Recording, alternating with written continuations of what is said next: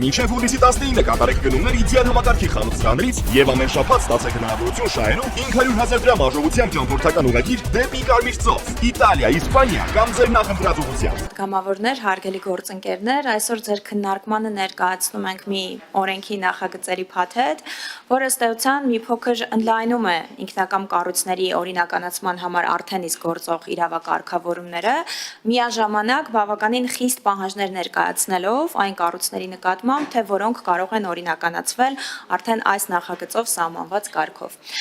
Եթե կհիշեք, 2021 թվականից քաղաքացիական օրենսգրքում կատարվեցին փոփոխություններ, որի համաձայն իմպերատիվ կարգով օրենսդիրը սահմանեց, որ բոլոր այն ինքնակամ կառույցները, որոնք կկառուցվեն օրենքի փոփոխություններից հետո, այլևս օրինականացման ենթակա չեն լինի, եւ ըստ էության սահմանվեց որոշակի ժամկետ արդեն մինչև օրենքի փոփոխությունները կառուցված ինքնակամ կառույցների համար հաշվառվելու եւ դիմելու օրինականացման համար եւ բնականաբար արդեն վերջնական որոշումը, թե կոնկրետ ինքնակամ կառույցը օրինականացման ենթակա է թե չէ, համայնքի տիրույթում է։ Ինչ ենք առաջարկում նախագծով։ Իրականում գործնականում ի հայտ են եկել որոշակի այնպիսի դեպքեր, որոնք որ այսպես օրենսդրական վակուումի մեջ են գտնվում, այսինքն ենթադրենք կան կառուցված ինքնակամ կառույցներ, որոնք կառուցվել են 2022 թվականից հետո, այսինքն օրենսդրական փոփոխություններից հետո, եւ օրենքի իմաստով պետք է քանդվեն, բայց իրենք իրենցից կարող են այնպիսի տնտեսական, սոցիալական եւ անգամ հանրային շահ ներկայացնել, որ դրանց միանշանակ ասել, որ պետք է քանդվեն, կարող է ավելի շատ կորուստներ բերել բոլորի համար, քան որոշակի մեխանիզմներ նախատեսելը օրենսդրությամբ, որ հնարավորություն լինի դրանք օրինականացնելու համար։ Ըստ էության մենք այս օրենսդրական վակուումի պայմաններում փորձել ենք նոր կարգավորումներ նախատեսել հետևյալ տրամաբանությամբ։ Կրկին սահմանվում է վերջնային ժամկետ, այսինքն հնարավորությունը տրվում է process-ը սկսելու եւ ավարտելու մինչեւ 2027 թվականի տարեվերջ, մինչեւ դեկտեմբերի 30-ը։ Յուրաքանչյուր անձ, ով ցանկություն կունենա ինքնակամ կառույցը օրինականացնելու, պետք է անցնի որոշակի փուլեր, այդ թվում ձեռք բերի համապատասխան եզրակացություններ կառույցի տեխնիկական վիճակի մասին, քաղաքաշինական նորմերին համապատասխանելու մասին, անվտանգային նորմերին համապատասխանելու մասին եւ նաեւ ներկայացնի այսպիսի նախնական գնահատական, արդյոք դրա օրինականացումը հնարավոր է գործող իրավակարգավորումների համատեքստում, թե կան որոշակի խոչընդոտներ։ Դրանից հետո քաղաքացին իրավունք ունի դիմելու տարածքային կառավարման նախարարություն եւ վերջինս առաջարկություններով կդիմի կառավարությանը, որի արդյունքում կառավարությունը իր որոշմամբ կսահմանի ցանկ, ընդգրկելով այն կառույցները, որոնք որ այս ֆիլտրները անցել են եւ վերջնական ֆիլտրով էլ կընդգրկվեն կառավարության որոշման մեջ։ Սրանից հետո արդեն այդ ինքնակամ կառույցների իրավատերերը հնարավորություն կունենան դիմելու առանց ժամկետային սահմանափակման այս պահի դիմելու օրինականացման process-ը սկսելու եւ շինության օրինական կարգավիճակը փաստագրելու համար։ Նախագծով նաև սահմանվում են նոր տեղական турքի տեսակներ, այսինքն այս process-ը իրականացնելու համար սահմանվում են նաև առանձնահատկություններ տեղական турքերի մասով, ամրագրվում է, որ Երևանում եւ Երևանի հարակից ուրեմն համայնքներում վճարումը լինելու է այն բոլոր փաստաթղթերի համար, որոնք որ պետք է քաղաքացին ստանար այդ կառույցը օրինական կերպով կառուցելու համար, բոլոր այդ турքերի եռապատիկը, ինչպես նաև միանվագ 100 միլիոն դրամ։ Իսկ արդեն ոչ Երևանի եւ ոչ Երևանի սահմանակից համայնքների համար սահմանվում է նույն եռապատիկը, սակայն գումարած 100-ի փոխարեն 50 միլիոն ՀՀ դրամ։ Թերևս այսքանը, խնդրում եմ կողմ քվեարկել նախագծին, շնորհակալ եմ։ Շնորհակալություն Տիկին Ղազարյան, հարցեր նախագծի զեկուցողին։ Խնդրեմ։ Շնորհակալություն, շատ համապարփակ ներկայացրեցիք, բայց մի քանի հարց։ Խոսքը տարբեր չափի կառույցների մասին է, թե նշանակություն չունի, թե ինչ-որ քառակուսի մետրով կամ չգիտեմ ինչով մենք ունենք չափած, այդ 100 միլիոնը ինչ հաշվարկով ենք որոշվել եւ արդյոք մենք չենք գնում օրինականացնելու ճանապարհով, անկախ նրանից դա հանրային շահին հակասում է, թե չէ, օրինակ փողոցա, որը 90-ականների սկզբից ինչ-որ մեկի քմահաճույքով, ես Երևանի մասին եմ խոսում, որոշել են այդ փողոցը դարձնեն փակուղի, Դա բավական մեծ փողոց է, ես դեռ անունը չեմ տալիս։ Այդ փողոցը դարձրել են բակ։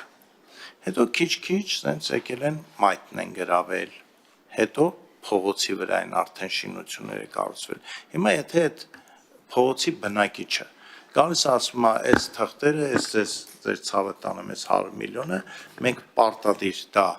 օրինականացնում ենք, թե չենք օրինականացնում եւ այստեղ ինչ ենք անելու։ Եվ նորից այս կարևոր հարցը տալիս եմ էլի, չափից կախված է այդ 100 միլիոնը, թե չէ։ Խնդրեմ։ Շնորհակալ եմ։ Չափի սահմանափակումներ եւ ամրագրումներ նախագծում այս պահին չկան, այսինքն որոշակի ծավալով չի պայմանավորված։ Ինչ վերաբերում է երկրորդ հարցին, տեսեք, այս նախագիծը նրա մասին չէ, որ բոլոր ինքնակամ կառույցները, եթե տուրքը վճարեցին, եթե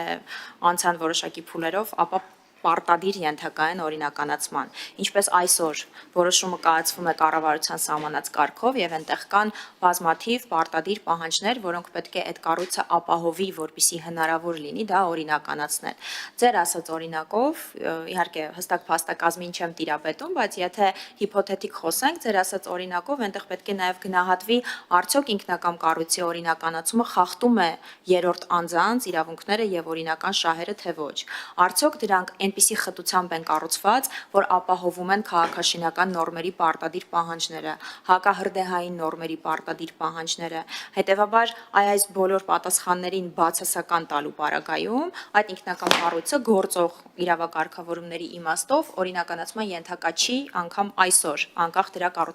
կառուցման տարեթվից։ Եվ այս նախագիծն էլ բնավ ուզում եմ շեշտադրել, որ նրա մասին չէ, որ մենք համատարած հնարավորություն ենք ուզում տանք առանց քաղաքաշինական փաստաթղթերի իրականացրած կառուցապատումներին օրինական կարգավիճակի հնարավորություն տալու համար։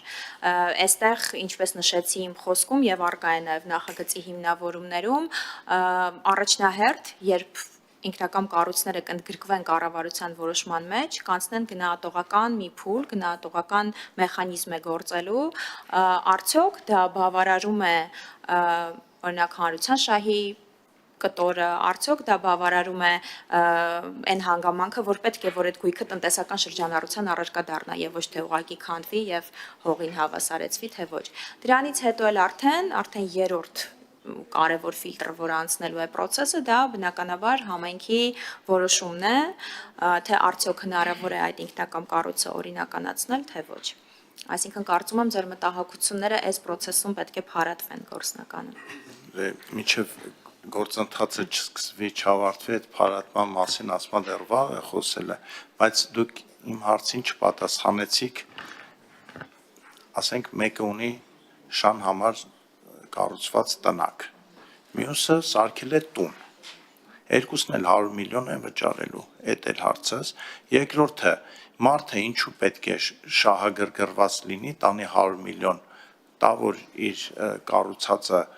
օրինականացվի, եթե մեկը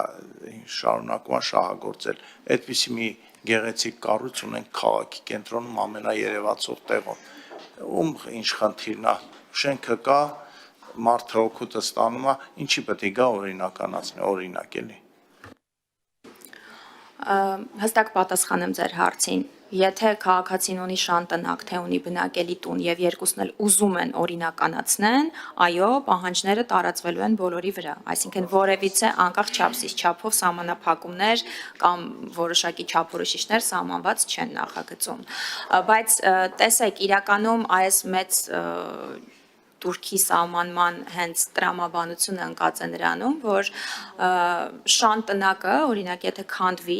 եւ հետո դրանից հետո քաղաքացին գնա եւ իրավական process-ներով սկսի իր նույն գործընթացը, այսինքն եթե կարիքը կա դիմումա համայնքին, նախագիծը համաձայնեցնում է, ստանում է համապատասխան քաղաքաշինական փաստաթղթեր եւ նորից կառուցում է, եթե այդ հնարավորությունը կարող ենք տեսնել, որ ավելի իրատեսական է փոքր տնակի դեպքում, կարող են լինել օրինակ այնպիսի մեծամասշտաբ կառույցներ, որոնք որ ասել, որ զրոյացրեք, հավասարեցրեք, քանդեք եւ դրա հետևանքով օրինակ քաղաքացիները կկորցնեն աշխատատեղեր, պետությունը իր հարկահավաք գործառույթը չի կարողանա պատշաճ իրականացնել եւ այսպես կարելի է այս շարքը թվարկել, ապա մենք կարծում ենք, որ նման մեխանիզմի հնարավորություն ընձեռելը կախված, չգիտեմ, օբյեկտիվ, սուբյեկտիվ հանգամանքներից այդ շինությունը կառուցվել է ոչ այն ճանապարհով, որ օրենքը նախատեսում է։ Սակայն եթե դա իրենից ներկայացնում է այնպիսի տնտեսական շահ իր իրավատիրոջ համար, հանրային շահ քաղաքացիների համար, պետության համար շահ, որպեսզի կարողանա գույքահարկ եւ, չգիտեմ, տնտեսական ձեռնարկատիրական գործունեությունից, հարկահավաք գործունեությունը իրականացնելու, ինչու չտալ այդ հնարավորությունը, սակայն այստեղ շեշտադրեմ, որ ինչու է մեխանիզմը բարդ նկարագրած այս դեպքում, որովհետեւ պետությունը չի խրախուսում ինքնակամ կառուցապատման իրականացումը, ես չեմ ուզում, որ այդ տպավորությունը ստեղծվի, այսինքն մենք ասում ենք օրինական ճանապարհով սկսելը գործընթացը շատ ավելի պարզ եւ հասանելի եւ մատչելի պետք է լինի, քան եթե դու այսպես այդ ամեն ինչը շրջանցելով եկել հասել ես մի փուլին, որ արդեն ավարտին ես հասցրել ինքնակամ կառուցապատումդ, մենք ես տալիս ենք որոշակի հնարավորություն, որոշակի ժամկետում այդ կարգավիճակը ֆիքսելու, օրինականացնելու, բայց քաղաքացին պետք է պարզ գիտակցի, որ պետության եւ օրենսդրի նպատակը նա չէ, որ այդ process-ը ավելի դյուրին լինի, քան օրինական ճանապարհով քայլերի հաջորդականությամբ սկսել եւ կառուցապատումը ավարտելը։ Շնորհակալ եմ։ Շնորհակալություն, Տիկին Ղազարյան, խնդրեմ։ Շնորհակալ եմ, Տիկին Ղազարյան, շատ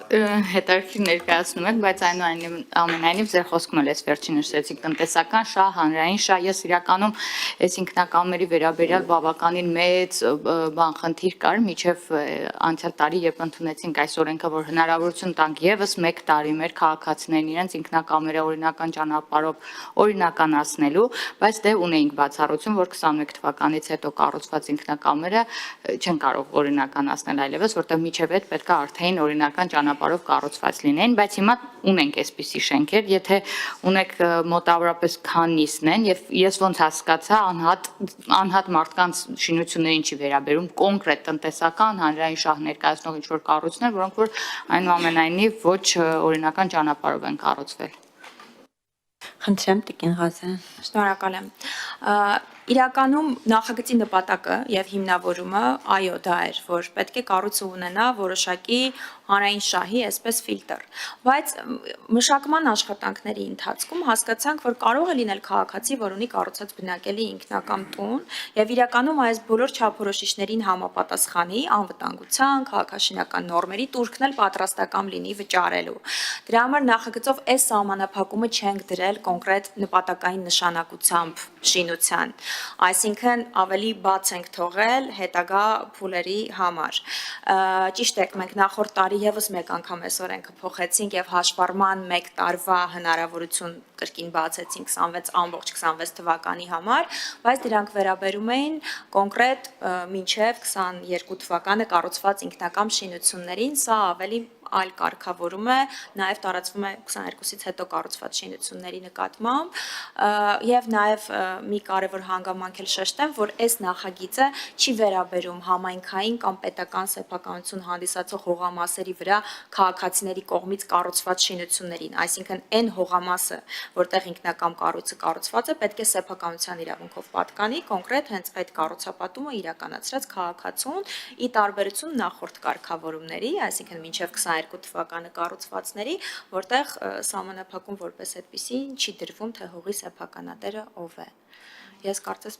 այլ չկար, չէ՞։ Խնդրեմ, Տիկին Ղազարյան։ Շնորհակալ եմ շատ, իրականում շատ ավելի դրական ու մեծ ավելի շրջանակ պարունակող կարգավորում է։ Ես այդտեղ մնում եմ կոչ անենք մեր քաղաքացիներին, որ զգուշ լինեն ժամկետների մեջ, որովհետև ժամկետ ունեն միջև տարվա վերջ, որովհետև հետագայում նորից էլի այդ դիմումներն ու նամակները ահռելի չափով ստանալու են ցանկացած համայնքից։ Շնորհակալ եմ։ Շնորհակալություն, այլ հարցեր։